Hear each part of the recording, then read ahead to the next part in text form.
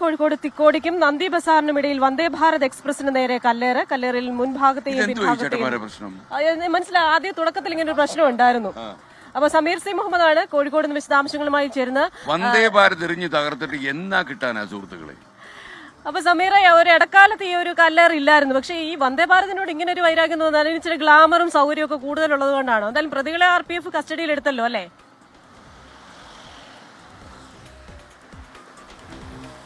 തീർച്ചയായും ഒരു ഇടവേളയ്ക്ക് ശേഷമാണ് ഇത്തരം സംഭവങ്ങൾ ആവർത്തിക്കുന്നത്. ആദ്യം സർവീസ് നടത്തുന്ന വേളയിൽ വന്ദേ ഭാരതിനെതിരെ വിവിധ വിഭാഗങ്ങളിൽ നിന്നൊക്കെ കല്ലേറുണ്ടായിരുന്നു. എന്നാൽ അത് പിന്നീട് നിലച്ച ഒരു സാഹചര്യമാണ് ഉണ്ടായിരുന്നത്. ഇതിനിടയിലാണ് ഇപ്പോൾ പുതിയ ഒരു സംഭവം കൂടി ഉണ്ടായിരിക്കുന്നത്.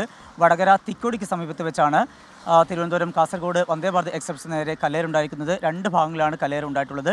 അതിൻ്റെ മുൻഭാഗത്തെയും പിൻഭാഗത്തെയും ചില്ല് തകർന്നിട്ടുണ്ട്. C1, E2 കോച്ചുകളിലെ ചില്ലിനാണ് പൊട്ടൽ വീണിരിക്കുന്നത്.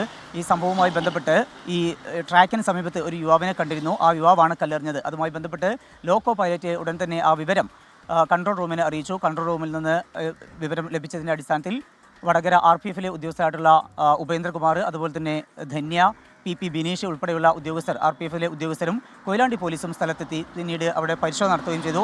ആ പരിശോധനയിലാണ് വെള്ളറക്കാട് വെച്ചുകൊണ്ട് ഹിന്ദി സംസാരിക്കുന്ന ചന്ദ്രു എന്ന് പറയുന്ന യുവാവിനെ കസ്റ്റഡിയിലെടുത്തത്. യുവാവിൻ്റെ അറസ്റ്റ് ഇപ്പോൾ രേഖപ്പെടുത്തിയിട്ടുണ്ട്.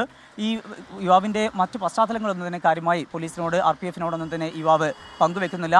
എന്തായാലും ഈ അനിഷ്ട സംഭവം ഉണ്ടായതിന് ഉടൻ തന്നെ RPFൻ്റെയും കൊയിലാണ്ടി പോലീസിൻ്റെയും ഇടപെടലിനെ തുടർന്ന് ഈ പ്രതിയെ ഇപ്പോൾ അറസ്റ്റ് ചെയ്യാൻ കഴിഞ്ഞിരിക്കുന്നു. ക്രിസ്റ്റീന.